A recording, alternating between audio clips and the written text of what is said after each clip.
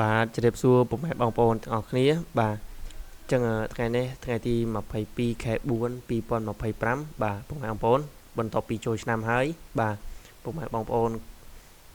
សុខទុក្ខយ៉ាងណាហើយបាទពុកម៉ែបងប្អូនបាទក្រោយពេលចូលឆ្នាំហើយបាទបាទអញ្ចឹងពុកម៉ែបងប្អូនខ្លះស្គាល់ហើយបាទនេះគឺជាត្រាក់ទ័រគូបតាបាទត្រាក់ទ័រគូបតាកំពុងតែពេញនិយមបំផុតបាទលេខ1បាទនៅប្រទេសកម្ពុជារបស់យើងបាទគឺត្រាក់ទ័រ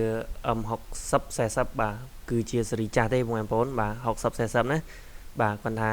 M60 នេះគឺគេប្រើច្រើនបំផុតបាទសម្រាប់ត្រាក់ទ័រគូបតានៅប្រទេសកម្ពុជារបស់យើងបាទសម្រាប់ត្រាក់ទ័រ M60 40នេះវាមានកម្លាំង60សេសបាទពុកម៉ែបងប្អូនខ្លះគាត់ធ្លាប់ប្រើក៏ធ្លាប់ដឹងហើយបាទវាជាស៊េរីចាស់មែនគាត់តែនៅតែមានការពេញនិយមបាទ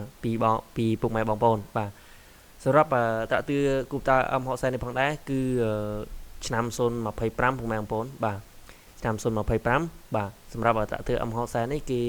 អត់បានបំពាក់ដុំតនទេបាទគេអត់បានបំពាក់ដុំតនទេទម្ងន់របស់វាគឺ1850គីឡូបងប្អូនបាទសម្រាប់ភ្លើងវា2025នេះគឺអាប់ដេតដែរគឺភ្លើងដាក់ភ្លើងមូលបាទបងប្អូនបាទ025នេះគឺមានដំបូលកាត់ដៃកាត់ដំបូលមួយទៀតណាបងប្អូនបាទបើស៊េរីចាស់អត់មានទេបាទបងប្អូនអាចទស្សនាក្នុងវីដេអូនេះបានបាទហើយនឹងគេបំពាក់នៅអំពូលភ្លើងមួយទៀតបាទអំពូលភ្លើងភ្លឺខាងមុខណាបងប្អូនភ្លើងនេះភ្លឺខ្លាំងបងប្អូនថ្លៃវាខ្ទង់100000ជាងដែរណាភ្លើងនេះណាថ្លៃបាទ LED នេះបាទសម្រាប់ត្រាក់ទ័រគូបតាM60 នេះផងដែរបាទ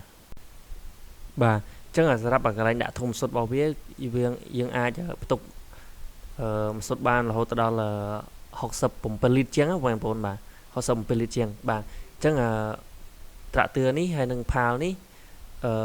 ខាងយើងនឹងរៀបចំដឹកជូនពុកម៉ែបងប្អូននៅខាងស្អែមពុកម៉ែបងប្អូនបាទពុកម៉ែបងប្អូនទស្សនាដល់ចប់ទៅបាទពុកម៉ែបងប្អូនចង់បានឬក៏ចង់ដឹងព័ត៌មានបន្ថែមអីពុកម៉ែបងប្អូនអាចទំនាក់ទំនងមកកាន់ហាងបានបាទពុកម៉ែបងប្អូនខ្លះបានស្គាល់ហើយបាទ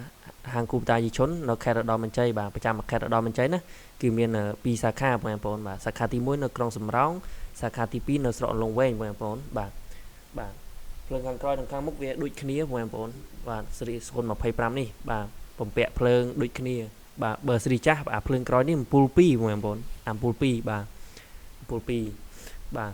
បងប្អូនអាចទស្សនាមើលមកជុំបានបាទជើងដៃវាបាទ025វាអត់ខុសគ្នាពីស៊េរីចាស់អីប្រហែលទេបាទសម្រាប់M60 នេះបាទសម្រាប់ត្រាក់ទ័រនេះផងដែរគឺមានការធានា2ឆ្នាំឬក៏2000ម៉ោងបងប្អូនបាទធានា2ឆ្នាំឬ2000ម៉ោងមួយណាដល់មុនគឺយកមួយហ្នឹងធានាគ្រឿងម៉ាស៊ីនហើយនឹងប្រអប់លេខបងប្អូនគ្រឿងក្រៅអោអីអត់ធានាទេអានោះពុកម៉ែបងប្អូនខ្លាចធ្វើបែកធ្វើអីខ្លួនឯងអាហ្នឹងបាទអញ្ចឹងយើងកំពុងតែរៀបចំសេរីផាសេរីអីដើម្បីឡើងឡានឲ្យស្រួលបងប្អូនបាទ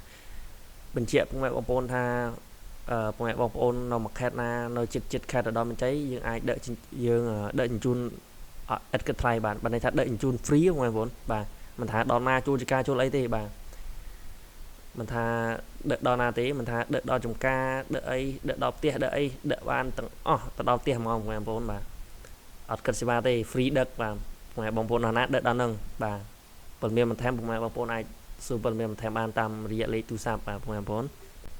បាទលេខទូរស័ព្ទយើងមាន088 30 73 785ពុកម៉ែបងប្អូនចង់ដឹងព័ត៌មានបន្ថែមពុកម៉ែបងប្អូនអាចទំនាក់ទំនងមកកាន់លេខហ្នឹងបានឬក៏មួយខ្សែទៀតពុកម៉ែបងប្អូនអាចទំនាក់ទំនងមកលេខ097 8 799 799បាទសួរព័ត៌មានបន្ថែមបាទមួយវិញទៀតពុកម៉ែបងប្អូនអាចធ្វើការបងរំលោះបានបាទជាមួយនឹងក្រុមហ៊ុន KLC ពុកម៉ែបងប្អូនមិនមានលុយគ្រប់គ្រាន់ឬក៏ទុកលុយបង្វិលរស៊ីផ្សេងពុកម៉ែបងប្អូនអាចទំនាក់ទំនងមកកាន់ហាងបានសួរព័ត៌មានអំពីការបងរំលោះបាទខាងហាងយើងនឹងប្រាប់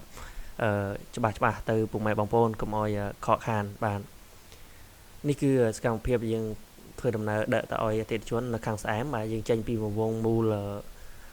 ទៅពីប្រាសាទទៅបន្ទាប់មកទៀតយើងទៅដល់វងមូលស្អែមបងប្អូនវងមូលស្អែមហើយខ្ញុំអត់បានថតទៀតបងប្អូនដោយសារតែផ្លូវណាមួយវាឆ្ងាយដែរណាគាត់ចូលចការចូលអីទៀតមានតែខ្ញុំធ្វើថតវីដេអូកាត់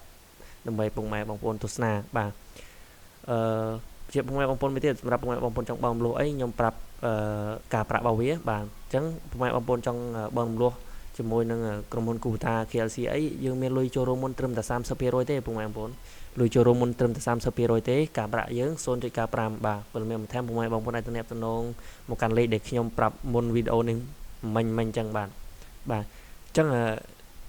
ឥឡូវយើងបានមកដល់ផ្ទះអតិថិជនហើយបាទបងគាត់ក្តៅពេកបាទខែនេះខែក្តៅមែនទែនគាត់ដោះអាវមកទទួលអត្រាទឿតែម្ដងបងប្អូនបាទមានបងប្អូនមានអីមកចូលរួមមើលណាបាទហើយរបស់ថ្មីម្នាក់ស្បាយចិត្តណាបងប្អូនបាទគាត់យកតែមកទួលខ្លួនទេបងប្អូនហើយនឹងមានគ្រឿង free ជាច្រើនទៀតបាទសម្រាប់ជូនអតិថិជនបាទអញ្ចឹងវីដេអូខ្ញុំមានតែប៉ុណ្្នឹងទេពុកម៉ែបងប្អូនមានចម្ងល់ត្រង់ណាអាច comment បានឬក៏ឆាតសួរបានតាម Facebook Kubota យីឈុនបាទឬក៏តាមលេខមុននឹងបន្តិចដែលខ្ញុំបាននិយាយណាបងប្អូនបាទអញ្ចឹងសូមអរគុណច្រើនបងប្អូនបាទសូមអរគុណ